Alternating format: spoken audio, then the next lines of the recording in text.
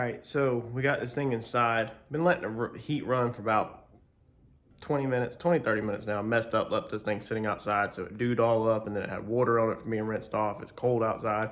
It's probably in the 50s, I think, outside right now, high 40s.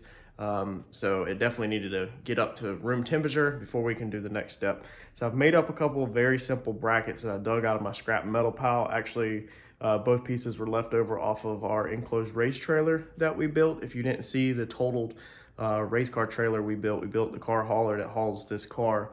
We'll haul this car to the track, to the dyno, and everything like that. We were like under $2,500 building a 22 foot, 24 foot, I think, enclosed trailer. So go search that, check that out. But these were parts left over off of them videos. So let me flip the camera around and show you what I did real fast. Okay, so first off, I've made my patch. So this is gonna be my patch that's gonna cover over our cut. Now I have shaped it and contoured it and bent it so that when this thing goes in here, okay, it lays down pretty flat, so there's not tremendous gaps around the perimeter. Now this is obviously a little wrinkled here, so it's not gonna be perfect. We're not looking for perfect. We're just looking for it to lay down pretty flat for us to put some tape across it, because then we are gonna be double swiping this lid tonight, I think, and flipping it, and then working from the top side, so we don't want gravity pulling and lifting this thing off. So we needed it laid pretty flat so we can put a bunch of tape across it to hold it. Our next piece is gonna be this piece right here. Now this piece right here is just gonna add a little bit of strength to the center of the deck lid, because the center is just out here floating kind of, and it don't really have no strength through it. It's only attached around the perimeters. So this is going to tie our aluminum back into our frame right here. We're gonna use the outdated stuff again, I think, on this. I think that's what we're gonna use for right now. Same as this piece. We've just bent up this little scrap piece. Like this right here was like a drip rail. So that's the reason why it has this funky like bend to it right here, okay? Because this was actually above the trailer door. And it was a drip rail, but it's a 90 with the bend. So the extra bend that's in it right here will actually provide more strength because of all, you know, the two bends. So the 90 is strong and the net bend adds a little bit more strength. And then this one right here, it's also, you can see how it's all scratched up. This was from the trailer being in a wreck. It's just a little piece of corner 90 that I have cut the length in, and then cut this out and bent it to the shape to fit around this right here. Nice. From the bottom, we're gonna knock out this tonight, this and this. And then that might be all as far as the structure goes. I think that's gonna be all we need probably. And then all we gotta do is address this rust. I don't know what we're gonna do. I'm kind of also tempted just to do seam sealer down the lip right there and leave that for patina, because that's really a cool piece, you know, and just to do the seam sealer up here to seal this up so there's not, if the car gets wet or dew on it, there's not rust water necessarily dripping down as much as, you know, we possibly can eliminate. So I might do that also and just leave the metal original and then, you know, just paint over it. Not really sure. We're gonna be painting it all black anyway, but you know, I always could take it black and then scuff that up a little bit and bring some of the orange and red back through it and make it patina rust, you know, with some original paint off of the other car. A little cool piece of history that would be under the bottom side of the trunk lid. Haven't really decided yet. We'll also come in here later and we're gonna get seam sealer and we're gonna tuck seam sealer up inside here. So we're gonna get all these edges with seam sealer. We're gonna get a little right here in this arch, okay? And then we will get the same deal up inside here. So all of that will get seam sealer up in there. And that's gonna kind of help tie that back down there. Okay, and just a little quick note. This is a scrap box I chose. We bought a light for phone holder for recording, but it's waxy on this side. So I don't know if you can see in the reflection, but yeah, right there. This is a waxy piece of cardboard. So when I'm choosing a piece of cardboard to mix on, I don't want a paper side, because these fluids will, they could soak into the cardboard, I guess you could say, and maybe pull some of the hardener or something out. It could dry up some of the liquid. So you kind of want a waxy side or a piece of metal or something to mix this on. Now, we're not gonna show how to mix this again in this video because we already did that. We went back and we showed how to mix it. So if you missed that video, you need to go back prior to the part before this one. This video series broke up in parts, and you need to watch on how to mix it and the product we're using. So we're gonna get this mixed up. we're gonna get our stuff spread out. I tested my tape. I went ahead and I'm using the 3M tape that we use to mask off vehicles. So this is name brand 3M yellow tape. This is really good stuff. It's what we use for painting cars. You don't wanna use something low tack like for painting houses or trimming out your door over here, because it doesn't have excellent adhesion, and you don't wanna stick this to your wall because it'll take your house paint off. But this is good for automotive. We are going to just tape these pieces in place before we flip it, and I think our tape will hold it perfectly fine for the 24 hours that this stuff needs to dry up. So let's get our stuff mixed up, let's get it spread, and let's get everything spread out and stuck, and I'll take you along for the journey for that. Let's roll. All right, and again, y'all, please make sure you have your door open or you have some ventilation, because this stuff stinks really bad. I guess my door decided it wanted to open way up.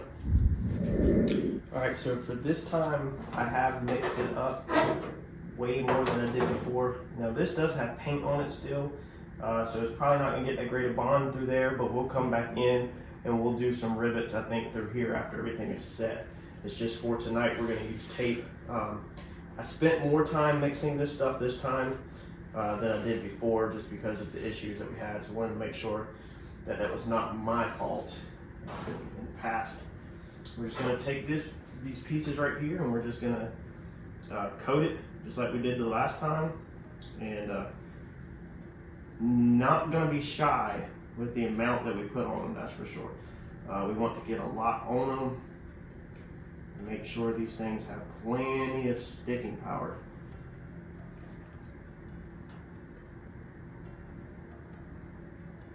Normally when you would be using a applicator gun, it would be way easier to get this on there, because you would just lay down a bead like you would if you were using a caulking gun or something like that, but obviously we're not doing that. And we're gonna make sure we get it really fat in the corner of it right here, because we wanna make sure that when we push it in, it makes contact in the corner. We're gonna scrape off our excess that we already have. We don't need more.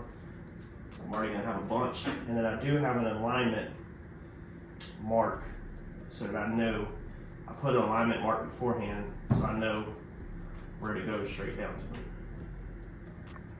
I'm just gonna push that down, let it sit in its natural position, push it back a little. Okay, it's pretty much gonna be it. And we're gonna go ahead and we're just gonna go ahead and smooth this stuff out around the perimeter. We don't wanna leave any clumps. We'll probably actually go ahead and put a little around the perimeter. Like right here where that rivet hole was, we'll go ahead and fill that in. Just little details like that so that it's already done.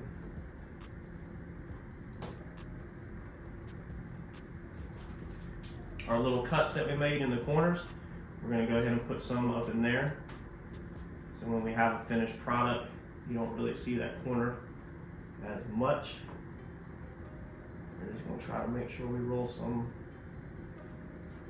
all the way around. I just wanna bond that edge. I wanna bond that edge to everything also. I don't really want an exposed edge.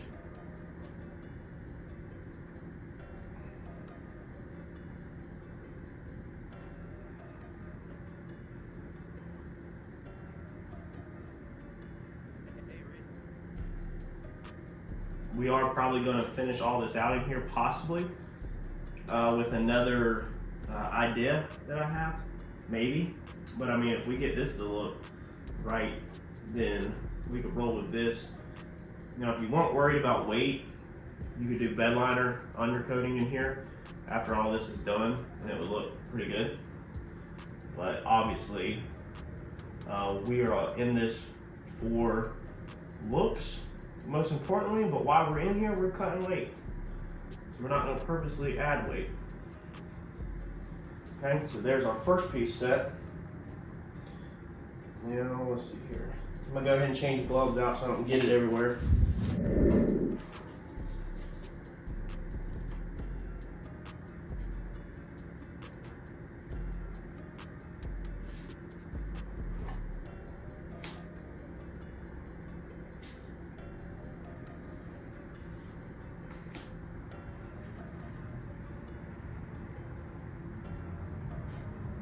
never gonna purposely leave, oops, stuff hanging over the edge.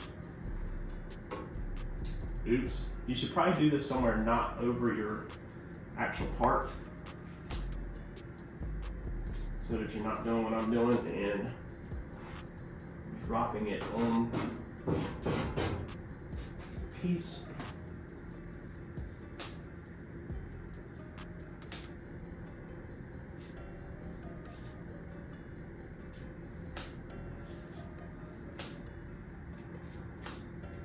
Well, it'd be really nice if you would just spend the money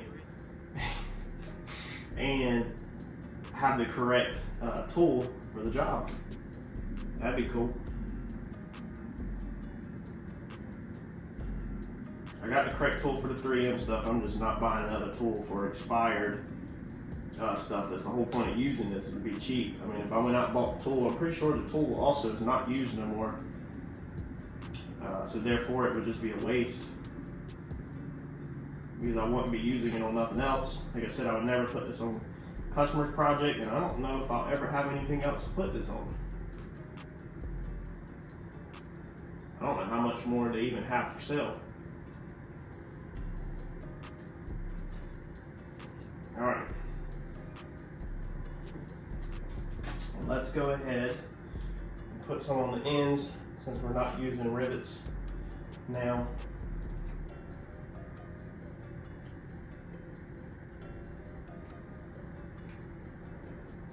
I've also made alignment marks beforehand right here, so I know exactly where this piece is going to go. So I'm not wiggling it all over the world.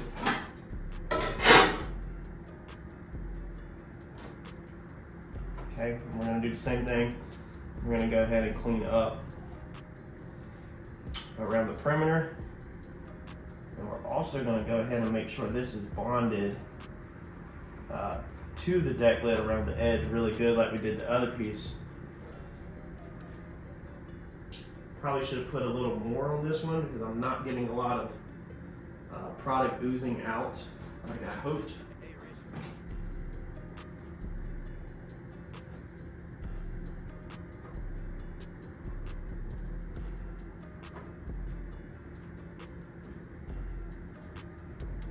Down here it looks good, but not anywhere else. We'll go back and probably put seam sealer on this also.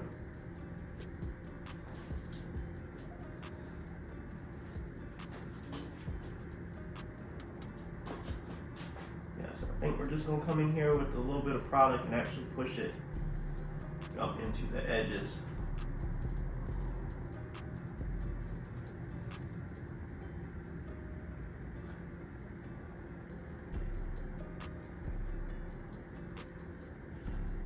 We have a bond between our two surfaces, and our edges are also connected. And I just want to try to keep it smooth, because you really don't want to have to go back and sand this part afterwards, because you'll never get that corner looking good.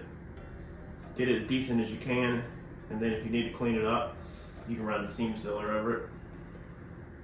Even with me working right here near this door, this stuff stinks so bad. Right here I have a little bit of a gap, so I'm going to try to smooth it out. My metal that I'm using, this piece right here, is not straight. This piece is actually bent in the accident on the trailer some. So it's not necessarily that my deck, my aluminum is messed up.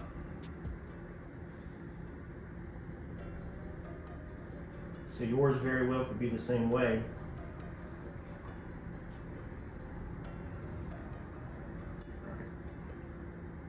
Now again, we're just going to try to smooth this out for cosmetic purposes only.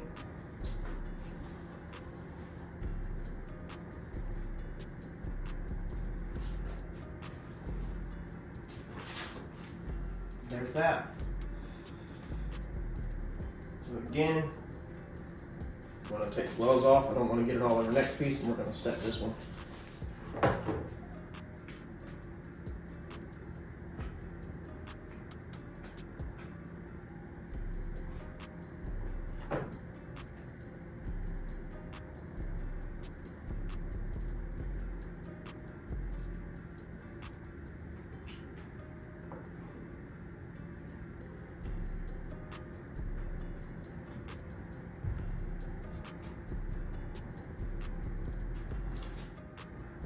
I've also made alignment points on this one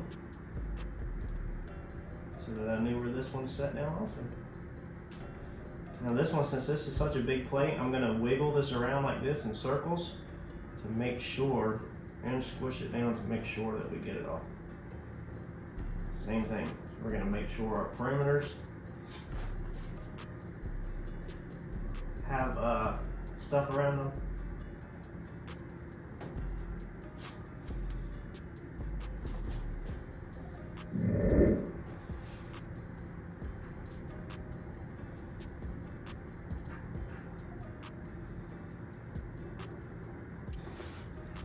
I'm actually scared to even flip this.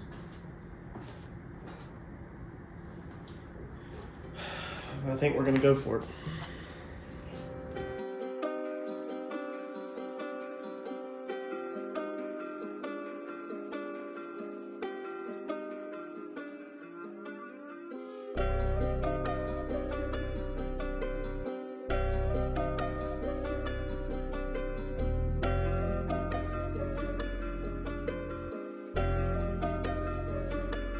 Hey, Rick.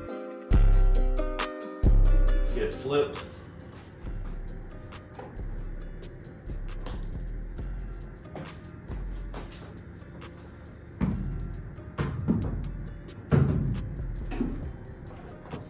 Now we're just gonna do our top.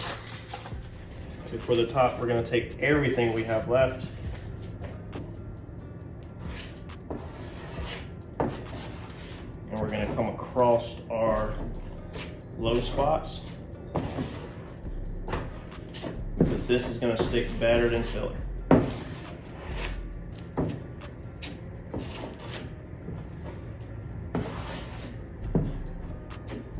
Okay. Now what we're gonna do, get this last little bit off.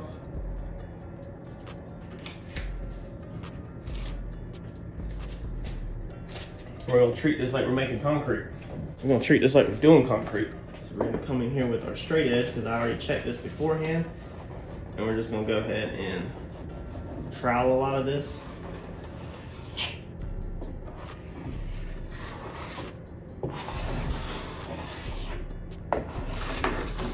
We're gonna have some filler to work out. I mean, it's wavy, there's dents, but at least this will keep my grinding of the product to a minimum.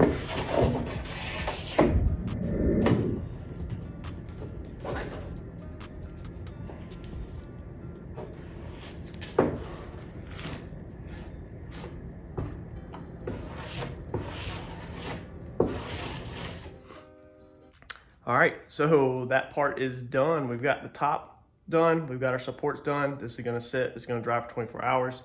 And then we will move on to the next part. So as you can see, I think I'm going into third weekend, second week. Man, I lost track of time.